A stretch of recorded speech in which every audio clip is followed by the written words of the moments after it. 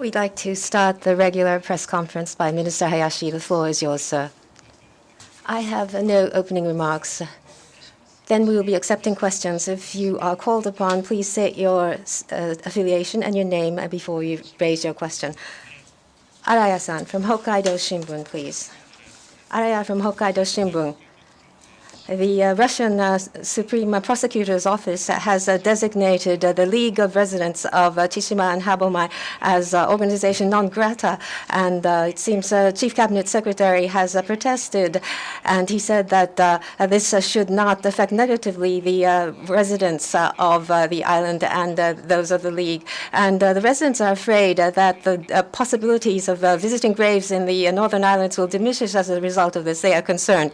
What is your take on this situation? On the 21st of April, the Supreme Prosecutor's Office of Russia has designated the League of Residents of Tsushima and Habomai, which comprises residents of the Northern Islands and the former island residents. And I understand that it has been designated as an NGO non grata. It's a very unilateral assertion on the part of Russia, and the former residents and those concerned will be deeply hurt by this. On the 24th of April, through diplomatic channels to the Russian side, we have protested, and we protested saying that we cannot accept this announcement.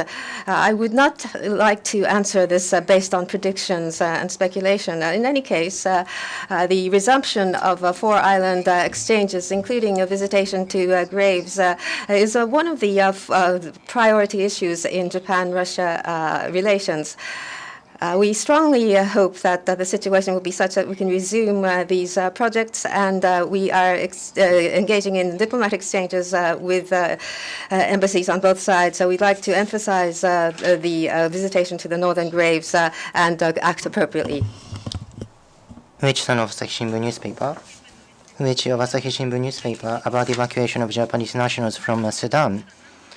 In the southern part of Sudan near the border, there is one Japanese person who wants to evacuate but hasn't evacuated yet. How are you going to react to the future needs as such? And about the cooperation with other countries as well as the dispatchment of self-defense forces and so on, what are the challenges you recognize? This series of evacuation operation in Sudan, there are 60 Japanese nationals. By the 24th, from Sudan, those who wish to leave Sudan were able to leave. Still, in Djibouti, we have a temporary office in Sudan, and in cooperation with relevant countries, if there are those who would like to evacuate from the country, we would like to provide support to the Japanese nationals staying in Sudan as much as possible. And also regarding this evacuation of Japanese nationals, we have received support from the ROK, France, Germany, the US, the UK, UAE, Saudi Arabia, the UN, as well as International Red Cross. We have received support from many countries as well as organizations. I would like to refrain from making a comment about specific cooperation, but regarding the support provided by countries and organizations, I'd like to express my heartfelt gratitude. Thank you.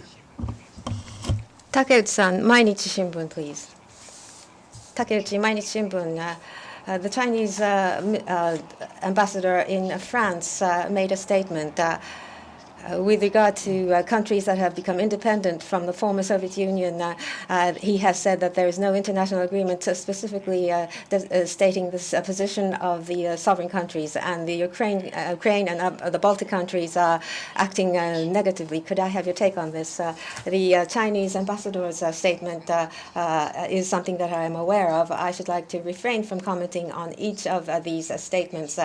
However, in response to the statement made by the ambassador, the Chinese embassy in France said that it was a personal view on the part of the ambassador, and the Foreign Ministry of China respects the position of sovereign nations of the respective republics who have been members of the former Soviet Union. That was the comment issued by the embassy.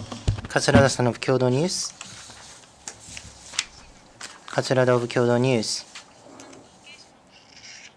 A former senior editor of a Chinese Communist Party-related newspaper, Mr. Dong Yuyu, was indicted on the charge of spying, providing information to Japanese diplomats.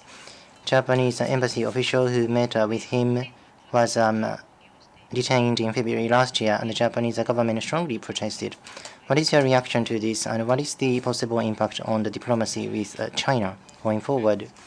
I am aware of the media report regarding your question, but because of the nature of this matter, I would like to refrain from responding to this question. Thank you. Yoda-san, Yomiuri Shimbun, please. Yoda from Yomiuri Shimbun. Australia has announced an outline of its defense policy, and long-distance striking capabilities and strengthening thereof has been clarified. A posture which is to deter China with regard to this evaluation of this policy and future Japan-Australia cooperation. Could I have your views? On the 24th, the Australian government, on seeing the completion of the defense strategy review, which it has commissioned, has announced its direction of its approaches under the present strategic environment with regard to Australia's defense and protecting national interests. The international order base is teetering, and the regional security environment is becoming tougher. So the direction which has shown will strengthen the deterrence on the part of Australia and will contribute to the peace and stability of the Indo-Pacific region. We welcome that. In our national defense strategy, we have positioned our cooperation between Australia and Japan as one which follows Japan-U.S. defense cooperation, and we will be building up this cooperative relationship. And the RAA is an important framework which is presently being debated in the Diet. Going forward with Japan and Australia, who share basic values and strategic interests, we want to strengthen the special strategic partnership. Takeuchi-san of Mainichi Shimbun newspaper. Mainichi Shimbun newspaper, Takeuchi. In the 4th constituency of Yamaguchi, closer to your constituency, as a result of the result on the 23rd, Mr. Yoshida Shinji was elected from the LDP, but the turnout rate was the lowest. What is your reaction?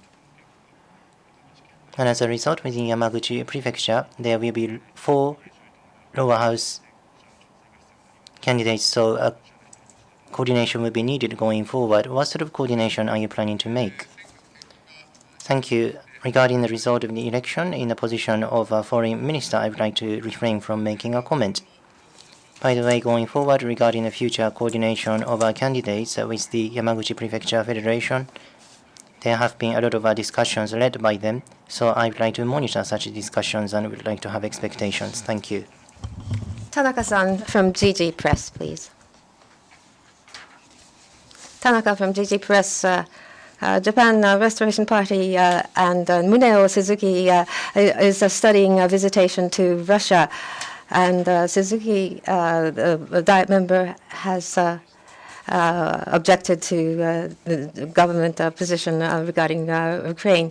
And his policies differ from Japanese government's policies. Do you not feel that his visitation would send the wrong message to the international society? And you have issued a ban on travel. What is your position on his travels on the part of the government? We have issued a level 3 avoid all travel recommendation to all of Russia. And so regardless of, irrespective of the objectives, we are asking the citizens to refrain from traveling to Russia.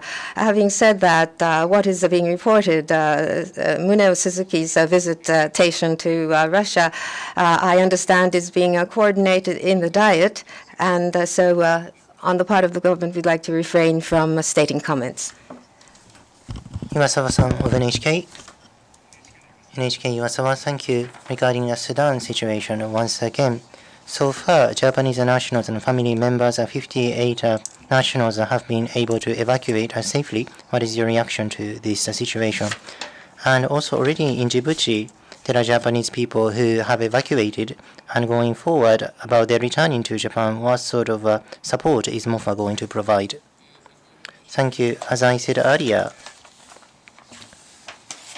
this series of evacuation operations in Sudan has led to 60 Japanese nationals having been able to leave Sudan by the 24th. So pretty much majority of them have been able to do so. Going forward, depending on their hopes, we'd like to provide follow-up activities and support. And also regarding this evacuation, as I said earlier, we've received support from the ROK, France, Germany, the US, the UK, UAE, Saudi Arabia, as well as the UN and International Red Cross. We have been supported by these many countries and organizations, so I'd like to express my heartfelt gratitude once again for their support. Thank you. That's all for today's press conference. Thank you very much.